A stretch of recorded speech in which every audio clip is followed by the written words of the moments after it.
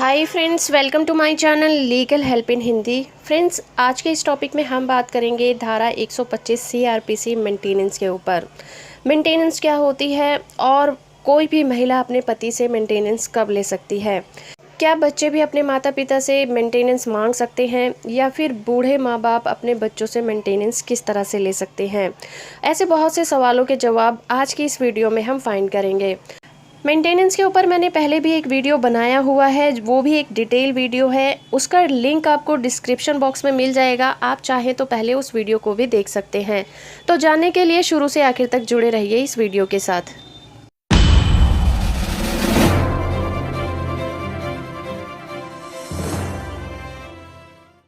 धारा 125 सीआरपीसी गुजारा भत्ता यानी कि मेंटेनेंस देने के लिए बनाया गया कानून है।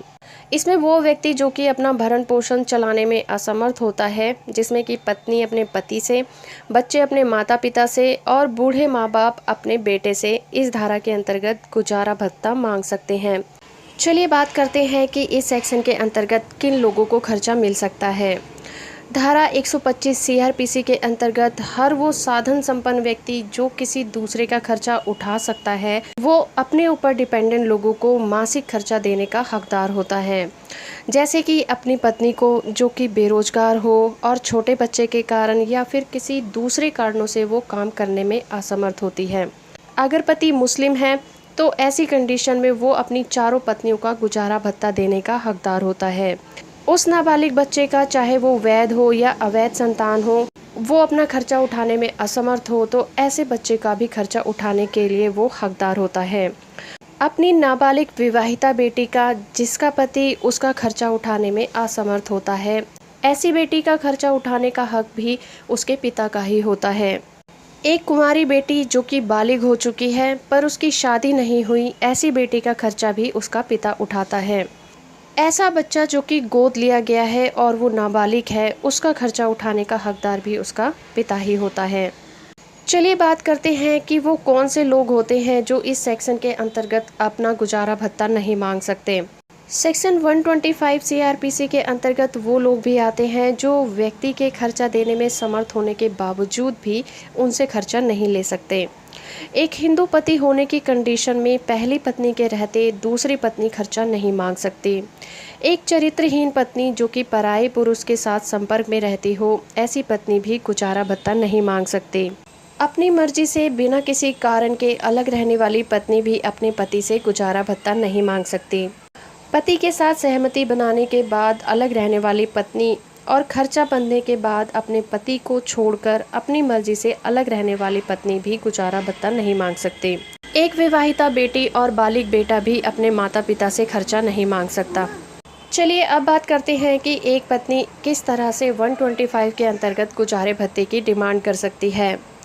पत्नी को चाहिए कि वो कोर्ट में वो सारे सबूत पेश करे जो कि पति की इनकम से रिलेटेड हों, जैसे कि पति की salary slip, tax return slip, किसी और साधन से आने वाली इनकम के सबूत जैसे कि किराया या फिर ज़मीन से होने वाली इनकम के सबूत भी कोर्ट में पेश किए जा सकते हैं। पत्नी को चाहिए कि वो कोर्ट में साबित करे कि पति की इनकम तो है लेकिन उसकी नीयत पैसे देने की नहीं है। अगर उसका पति किसी पराई औरत के संपर्क में रहता है तो उसका भी जिक्र उसे करना चाहिए। ये बात भी आपका केस मजबूत कर देगा। अपने आप को बेरोजगार बताना चाहिए और ये साबित करने की कोशिश भी करना चाहिए कि आपके पास कमाई करने का कोई साधन नहीं है। अगर आपके पति शक्की मिजाज के हैं तो इस बात का भी जिक्र कोर्ट में करना चाहिए। ये एक बहुत बड़ा रीज़न होता है कि आप बाहर नहीं निकलते। अगर आपका पति आपको मारता पीटता है तो वो भी साथ नहीं रहने का एक बहुत बड़ा रीज़न होता है और दूर रहकर खर्चा लेने का आधार बन जाता है। अगर कोई बीमारी है या फिर कोई इलाज चल रहा है तो उसके बिल भी आप साथ में लगा सकते हैं। अगर आपके बच्चे छोटे हैं तो उनके पालन पोषण की जिम्मेदारी आप पर है, इसका जिक्र भी आप कोर्ट में बताइए। पति अगर अपनी इनकम छुपाए तो कोर्ट में धारा 91 सीआरपीसी में एप्लीकेशन लगाकर उसे ही उसकी इनकम का सोर्स पता लगाने के लिए कहा जा सकता है। अगर मेंटेनेंस का केस एक बच्चे की तरफ से फाइल किया जा रहा है तो उसकी जिम्मेदारी उसकी माँ की या फिर उसके पालन पोषण करने वाले किसी रिश्तेदार की होती है। बच्चों के खर्चे का आधार उनकी जीविका के अलावा उनके स्कूल का खर्चा और दूसरी सामाजिक ज़रूरतें होती हैं। बच्चे अगर स्कूल में पढ़ रहे हैं तो उनके स्कूल की फ़ीस और दूसरे स्कूल के खर्चों का ब्यौरा भी देना चाहिए। बच्चों के जन्मदिन के खर्चे और इस तरह के दूसरे खर्चों का भी ब्यौरा दिया जाना चाहिए, क्योंकि बच्चे के पूर्ण सामाजिक विकास के लिए इस तरह के खर्चे करना बहुत ज़रूरी होता है। अगर माता पिता मेंटेनेंस का केस डाल रहे हैं तो अगर उनकी आयु 60 वर्ष से ज़्यादा है तो सेक्शन 125 सीआरपीसी के अंतर्गत उनके केस की सुनवाई जल्दी हो जाती है। उनकी बढ़ती उम्र का सबूत केस के साथ लगाया जाता है। अगर कोई बीमारी है तो उसके पेपर और दवाइयों का बिल भी साथ में लगाया जाता है। सिर्फ यही बेटा है या फिर कोई और देखभाल करने वाला है, उसका ब्यौरा भी कोर्ट में देना ज़रूरी होता है। इसके अलावा अगर कोई दूसरे खर्चे हैं तो उसका ब्यौरा भी साथ में दिया जाना चाहिए। चलिए अब बात करते हैं कि इस सेक्शन के अंतर्गत एक पति अपनी पत्नी को गुजारा भत्ता देने से कैसे बच सकता है। पति को चाहिए कि पत्नी अगर कमाती है या फिर शादी से पहले कमाती थी तो उसके सारे सबूत कोर्ट में पेश करें। पत्नी अगर अपनी मर्जी से अलग रह रही है तो उसको कोर्ट में साबित करना पड़ेगा कि वो अपनी मर्जी से पति से अलग रह रही है। ज़्यादातर पत्नियां केस के चलते अपने पति के साथ नहीं रहना चाहती हैं, तो आप कोर्ट के सामने इस बात पर जोर दें कि अगर आपकी पत्नी आपके साथ रहती है तब आप उसे खुशी से खर्चा देंगे। ऐसी कंडीशन में पत्नी के लिए परेशानी हो जाती है कि वो ये साबित कैसे करे कि वो अपने पति के साथ क्यों नहीं रहना चाहती।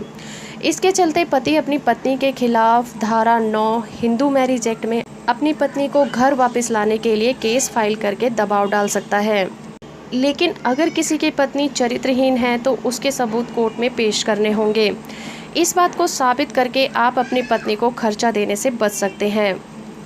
आपकी कमाई के साधन आपकी पत्नी ने बताए हैं, वो अगर आप नकार देते हैं तो उनको साबित करने का दबाव आपकी पत्नी पर आ जाता है और ना साबित करने की कंडीशन में वो आपके फेवर में चला जाता है। तो ये कुछ बेसिक टिप्स हैं जो कि एक पति गुजारा भत्ता ना देने के लिए कोर्ट में साबित कर सकता है। लेकिन हमें ये बात ध्यान रखनी चाहिए कि किसी भी केस को जीतने के लिए केस में सामने वाली पार्टी का सही तरीके से क्रॉस करना बहुत ज़रूरी होता है। इसके लिए आप अगर क्रॉस कर सके तो आप केस को पलट भी सकते हैं। चलिए अब बात करते हैं सेक्शन 125 में किस तरह से केस को फाइल किया जाता है। धारा 125 सीआरपीसी का केस फाइल करने के लिए कुछ ज़रूरी बातों का ध्यान रखना जरूरी है। केस फाइल करने के लिए सबसे पहले उस व्यक्ति से अपना रिलेशन बताएं। पत्नी बच्चे होने की कंडीशन में बच्चों का विवरण दें। अगर बच्चे स्कूल भी जाते हैं तो उनके खर्चों का भी विवरण अपने केस में डाल दें। आप क्यों नहीं कमा सकते या क्यों नहीं कमाते, इसके लिए भी एक एक्सक्यूज़ दें, जैसे कि आपकी ज़्यादा उम्र है या आप किसी बीमारी से ग्रस्त हैं या आपके बच्चे छोटे हैं। वो कोई भी रीज़न हो सकता है। आप जिससे मेंटेनेंस मांग रहे हैं उसकी कमाई का सबूत लगाएं। अगर नहीं है तो उसका भी विवरण दें। उस व्यक्ति के रहन सहन और शानो शौकत का भी ब्यौरा दें। पत्नी के लिए ज़रूरी है कि वो अपनी भी शादी के लिए किए गए खर्चे और हैसियत का वर्णन करें और उसका रहन सहन किस तरीके का है वो भी अपने केस में उसका ब्यौरा दें। माता पिता अगर 60 साल से ऊपर के हैं तो वो अपनी उम्र का सबूत भी लगाएं कि वो एक वरिष्ठ नागरिक हैं और वो काम नहीं कर सकते। इस चलते उनके केस की सुनवाई भी जल्दी हो जाती है। चलिए अब बात करते हैं कि मेंटेनेंस का केस कहां पर फाइल किया जाता है। कोर्ट में सेक्शन 125 का केस पत्नी, बच्चे या माता पिता व गोद लिए हुए बच्चे कुछ जगहों पर डाल सकते हैं। जैसे कि अगर पत्नी डाल रही है तो जहां उसकी शादी हुई हो, या फिर आखिर बार जहां वो दोनों साथ रहे हों, या फिर उस जगह पर जहां पर नाबालिग बच्चे अपनी मां के साथ रहते हुए स्कूल जाते हैं। माता पिता होने की कंडीशन में केस वहां डाला जा सकता है जहां पर वो अपने बेटे के पैदा होने के समय रहते थे, या फिर बेटा पैदा होने के समय जहां पर पिता रह रहा हो, या फिर जहां पर वो आखिरी बार अपने बेटे के साथ रहे हों। चलिए बात करते हैं कि मेंटेनेंस के केस में कितना खर्चा मिलता है। सेक्शन 125 सीआरपीसी के तहत कोर्ट आरोपी व्यक्ति की इनकम और उसके रहने के स्टेटस के आधार पर शिकायतकर्ता को गुजारा भत्ता दिलवाती है। ये खर्चा कितना भी हो सकता है, हजारों से लेकर लाखों और करोड़ों तक भी हो सकता है। ये पूरी तरह से इस बात पर डिपेंड करता है कि व्यक्ति की इनकम कितनी है, उसका लिविंग स्टेटस कैसा है। सेक्शन 125 के अंतर्गत अगर पत्नी कमाती है और उसकी कमाई उसके पति से कम है तो ऐसी कंडीशन में भी वो अपने पति से खर्चा ले सकती है, लेकिन ऐसे में उसकी इनकम उसके पति से कम होनी चाहिए। ऐसा इसलिए है क्योंकि पत्नी को भी अपने पति के बराबर स्टेटस में रखने का कानूनी हक है और इसके बारे में कोर्ट में काफ़ी सारे जजमेंट भी आ चुके हैं। लेकिन अगर पत्नी पति से ज़्यादा कमाती है तो ऐसी कंडीशन में क्या होता है? सेक्शन 125 सीआरपीसी के अंतर्गत अगर पत्नी अपने पति से ज़्यादा कमाती है तो वो भी अपने पति से अपने बच्चों का खर्चा लेने की हकदार होती है, क्योंकि इस धारा के अनुसार बच्चों के पालन पोषण की जिम्मेदारी पिता की ही होती है। चलिए अब बात करते हैं कि क्या इस सेक्शन के अंतर्गत खर्चे को बढ़वाया जा सकता है। शिकायतकर्ता को कुछ समय बाद अगर ये लगता है कि उसका खर्चा ज़्यादा हो गया है और उसकी मासिक खर्चा बढ़ाना चाहिए तो सेक्शन 127 सीआरपीसी के अंतर्गत कार्रवाई कर सकते हैं और अपना खर्चा कोर्ट में समय समय पर अपनी ज़रूरतों के हिसाब से बढ़वा भी सकते हैं।